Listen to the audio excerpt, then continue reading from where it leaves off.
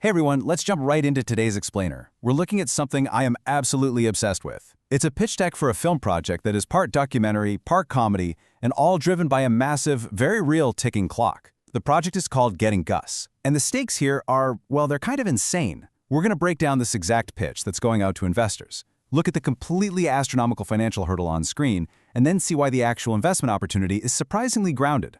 So, where does this wild idea actually start? Well, the core emotional hook here comes from a deeply personal, honestly super relatable place.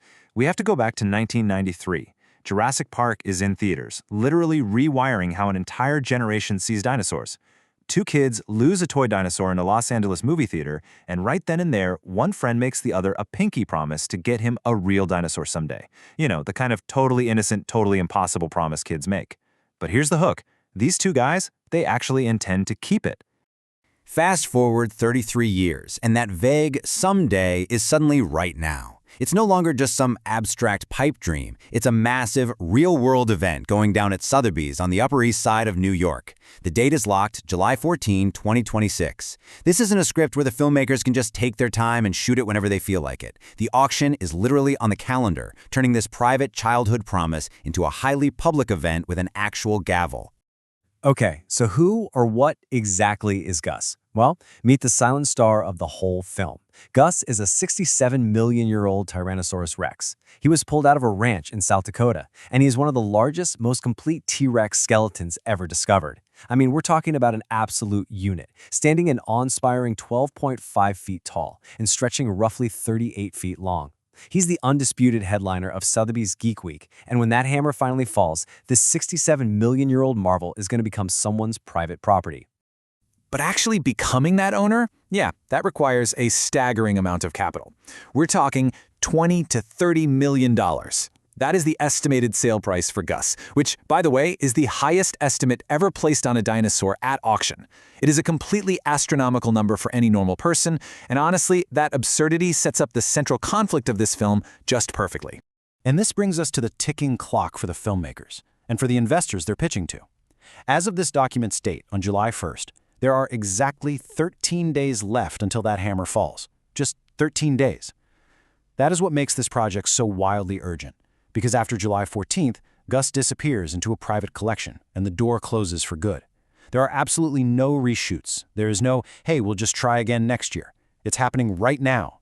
Which of course brings us to the masterminds behind this whole scheme. The filmmakers, David Bramante and Brian Fares. Now they freely admit they are literally the absolute wrong people to be buying Gus. They don't have a foundation, they have no old fossil money, and they have zero proof of funds, but they have this amazing quote that just perfectly captures the vibe.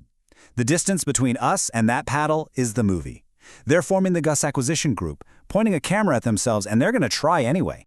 The style they're going for here is just brilliant. Think of it like the King of Kong walks into Sotheby's. It's a mockumentary setup, sure, but it's built entirely on a true story and a real-world quest. The comedy doesn't come from them treating the situation like a joke. No, the comedy comes from them treating this totally absurd quest dead seriously.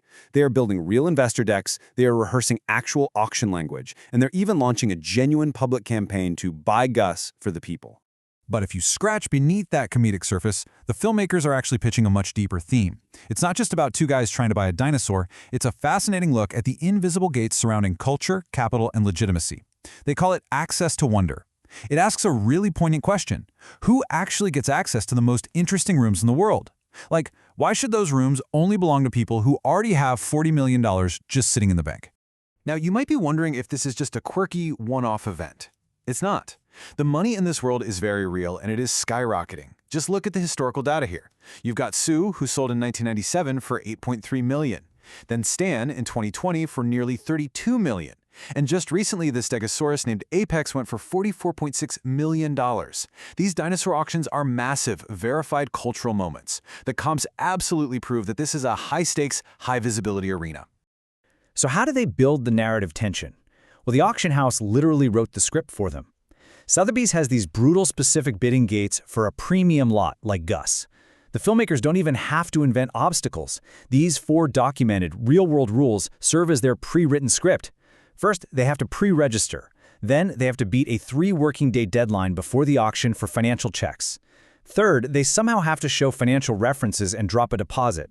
And finally, they have to face Sotheby's ultimate non-appealable decision on whether they even get to hold a paddle. To tackle those crazy gates, they've laid out this 13-day battle plan. And what's so ingenious about this is that the timeline is both their real-world mission and their actual shooting schedule. Every single task is a scene in the movie. You've got days 1 and 2 locking in the handshake agreement. By day 5, they're working the phones for investors. Day 8, they're rushing to file registration before the weekend wall hits. Then it's traveling to New York, and finally, standing right there in the auction room on days 13 and 14. And I love this because it brilliantly illustrates the crux of their pitch to investors. They are being completely honest about the two vastly different numbers at play here. On the left side, you have the movie magic mission, the absurd $40 million they are furiously chasing on screen to actually buy Gus. But on the right side, the real, grounded documentary budget they actually need to make the film is a highly modest $130,000 to $360,000 for a festival-ready feature. So here is where the rubber meets the road, the immediate investor ask. Because the clock is literally ticking, they don't even need the full budget today. They're just asking for a Phase 1 sprint funding of $15,000 to $40,000. That's it. They need this cash right now to deploy a lean, 2-person crew, grab the gear, travel to New York City, and capture the Sotheby's viewing and the auction itself before that window slams shut on July 14th.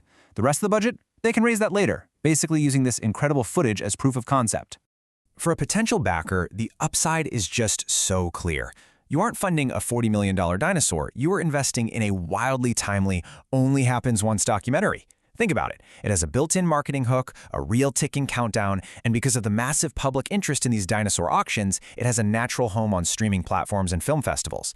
It's a super low-risk entry into a high-concept, highly marketable film. 33 years, one lost toy, and one impossible promise, all coming down to a frantic 13-day sprint. The cameras are going to be rolling, whether they hit a brick wall or make auction history. So, the final question left for a potential investor, and really for all of us, is this. Are you ready to help them hold the paddle and find out exactly what happens when two regular guys try to buy a T-Rex?